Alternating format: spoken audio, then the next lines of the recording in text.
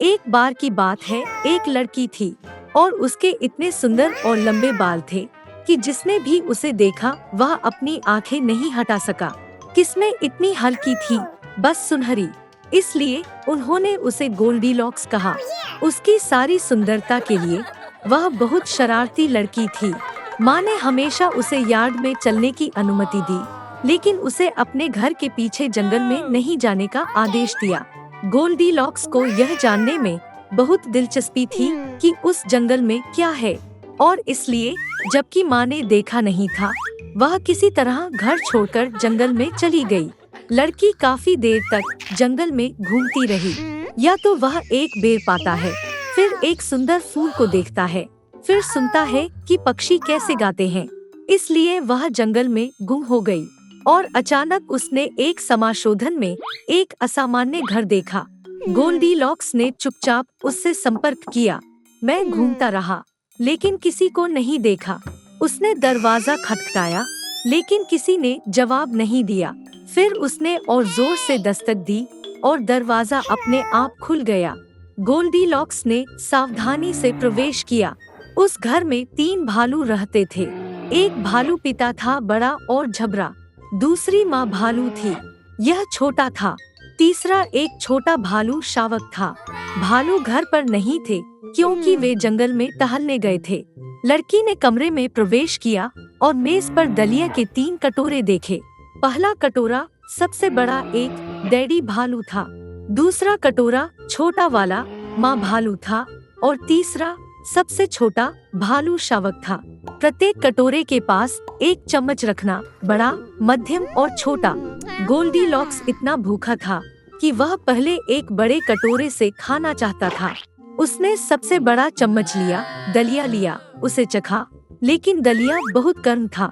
फिर उसने एक मध्यम चम्मच लिया, दलिया लिया, उसे चखा, लेकिन दलिया बहुत ठंडा था।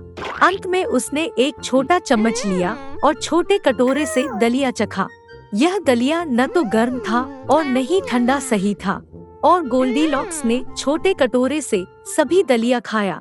खाने के बाद लड़की बैठना चाहती थी और स्टोव के पास 3 कुर्सियां देखी, एक बड़ा, दूसरा छोटा और तीसरा बहुत छोटा, थोड़ा लाल तकिया के साथ। सबसे पहले उसने सबसे बड़ी कुर्सी पर चढ़ने की कोशिश की, लेकिन नहीं कर सकी। तब लड़की ने बीच की कुर्सी पर बैठने की कोशिश की, लेकिन यह बहुत कठिन और असुविधाजनक था। अंत में वह सबसे छोटी कुर्सी पर बैठ गई और यह उसके लिए सही था। गोल्डीलॉक्स को कुर्सी इतनी पसंद आई कि वह उस पर झूलने लगा। कुर्सी टूट गई और वह फर्श पर गिर गई।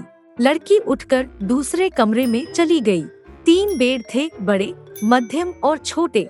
सबसे पहले गोल्डीलॉक्स पहले बिस्तर पर चढ़ गए, लेकिन यह बहुत अधिक और कठोर था। मैं बीच पर लेट गया, यह बहुत विशाल और नरम था। लड़की तीसरे, सबसे छोटे बिस्तर पर लेट गई, वह उसके लिए सही थी। गोल्डीलॉक्स इतना आरामदायक लगा कि वह जल्दी सो गया। भालू परिवार के घर लौटने पर लड़की तेजी से सो रही थी। भालू बहुत भूखे हो गए और तुरंत मेज पर चले गए। अपने कटोरे को देखकर पापा भालू को बहुत गुस्सा आया। कोई मेरा दलिया खा रहा था, वह बढ़ता गया। भालू की माँ ने भी उसके कटोरे को देखा और जोर से बोली, कोई मेरे कटोरे से भी खा रहा था। और भालू शावक अपने खाली कटोरे को देखकर जोर से चिल्लाया, किसी ने सिर्फ मेरे कटोरे से खाना नहीं खाया, उसने मेरा सारा दलिया खा लिया। भालू को कुछ सूंघने की गलती हुई, मेज छोड़ दिया और चारों ओर देखना शुरू कर दिया। डैडी भालू ने देखा कि किसी ने अपनी कुर्सी हिलाई और एक भयानक आवाज में बढ़ गया, कोई मेरी कुर्सी पर बैठा था। भालू की माँ ने उसकी कुर्सी को देखा और शिकायत की, कोई मेरी कुर्सी पर बैठा था और इसे अपनी जगह से ले गया। और फिर भालू ने अपनी टूटी कुर्सी को देखा और फिर से जोर से रोया, कोई मेरी कुर्सी पर नहीं बैठा बल्कि उसे तोड़ दिया। तीनों भालू सावधानी से बेडरूम में चले गए। कोई मेरे बिस्तर पर लेटा था और उसे कुचल दिया, भयानक आवाज में दहाड़ते हुए पापा भालू। और कोई मेरे बिस्तर पर लेटा था और उसे कुचल दिया, माँ ने सहन किया।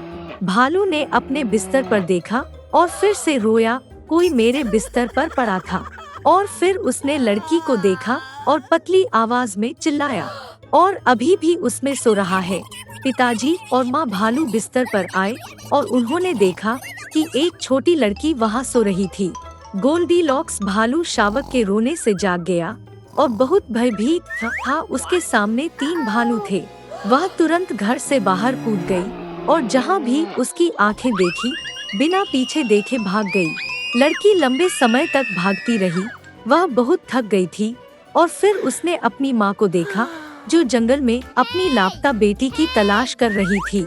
तब से गोल्डीलॉक्स ने हमेशा अपनी माँ की बात सुनी और उनकी अनुमति के बिना कुछ भी नहीं किया।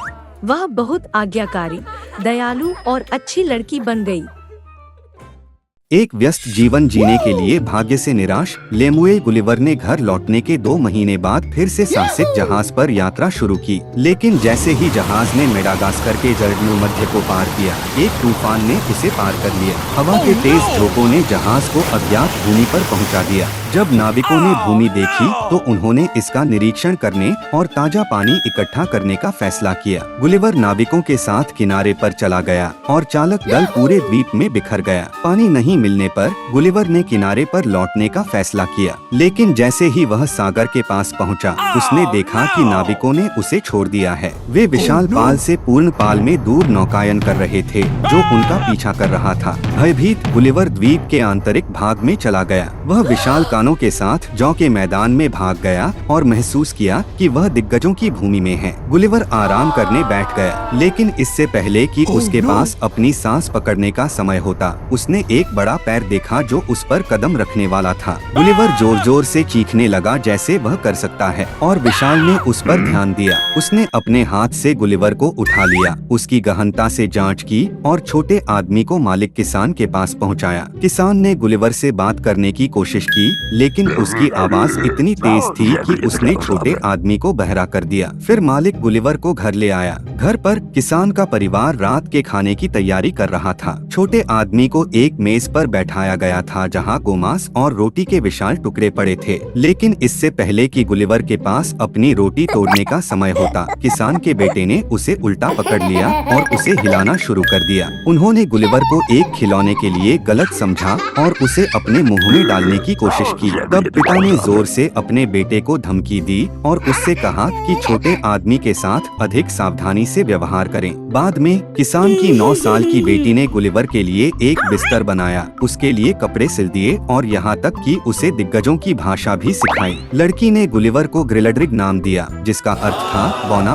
उसने उसे नानी कहा। गुलिवर ने अन्य दिग्गजों के बीच बहुत रुचि पैदा की, इसलिए किसान उसे पैसे के लिए मेले में दिखाने लगे। लेकिन लगातार प्रदर्शनों ने गुलिवर के स्वास्थ्य को कम कर दिया। फिर किसान ने खुशी खुशी छोटे आदमी को रानी को बेच दिया। इसलिए गुलिवर महल में चले गए और शाही परिवार के प्रिय बन गए। हालांकि अदालत ने बौना, जिसे अब राज्य का सबसे छोटा आदमी नहीं माना जाता था, ने गुलिवर को नापसंद किया और हर संभव तरीके से उसका जीवन बर्बाद कर दिया। एक बार जब गुलिवर बगीचे में टहल रहा था, बौना सेब के पेड़ को कायर करने लगा और गुलिवर को गिरते हुए विशाल सेबों से बचना पड़ा। और एक अन्य अवसर पर एक चुस्त बौने ने गुलिवर को क्रीम के एक विशाल जग में धकेल दिया और केवल रसोइया, जिसने समय पर प्रवेश किया, छोटे आदमी को अपरिहार्य मृत्यु से बचाया। लेकिन यह सिर्फ इसलिए नहीं हुआ क्योंकि बौना मुश्किल में पड़ गया था। इसलिए एक सुबह नाश्ते के दौरान उसे महाराज के बंदर ने पकड़ लिया। एक शावक की तरह उसने गुलिवर को पत्थर मारना शुरू किया और फिर उसे छत पर खींच लिया। छोटे आदमी को बचाने के लिए दिग्गज दौड़ पड़े और जैसे ही वे छत पर चढ़े, बंदर ने गुलिवर को फेंक दिया। सौभाग्य से वह दांत को पकड़ने में कामयाब रहा और उसे सुरक्षित बचा लिया गया। सामान्य तौर पर गुलिवर का राज्य में जीवन खुशहाल था। वह अक्सर अपनी यात्रा पर रानी के साथ जाता था। उन्होंने उसके लिए एक विशेष यात्रा बॉक्स भी बनाया और एक बार ऐसी ही एक और यात्रा पर सेवक गुलिवर के साथ बॉक्स को समुद्र में ले आया ताकि छोटा आदमी ताजी हवा का आनंद ले सके। लेकिन तभी गुलिवर के सिर पर एक परछाई पड़ने लगी। अतीत में उड़ता एक समुद्री ईगल एक बॉक्स में शिकार को देखा। उसने अपनी चोंच से अंगूठी को छाती के ढक्कन पर पकड़ा और गुलिवर को समुद्र के ऊपर ले गया। कुछ बिंदु पर पक्षी ने बॉक्स जारी किया और बंदी ने खुद को खुले समुद्र में पाया। गुलिवर मुश्किल से शीर्ष हैच को खोलने में कामयाब रहा। उसने चिल्लाना शुरू कर दिया और अपना रुमाल लहराया। अंत में उन्हें जहाज से देखा गया और बाहर निकलने में मदद मिली। इसलिए सभी कारनामों के बाद गुलिवर फिर से इंग्लैंड लौट आया। लंबे समय तक वह वस्तुओं और सामान्य आकार के लोगों के लिए अभ्यस्त नहीं हो सका और गुलिवर की पत्नी ने डरते हुए कहा कि वह पागल हो गई थी। अपने पति को यात्रा के बारे में सोचने के लिए सख्ती से मना किया।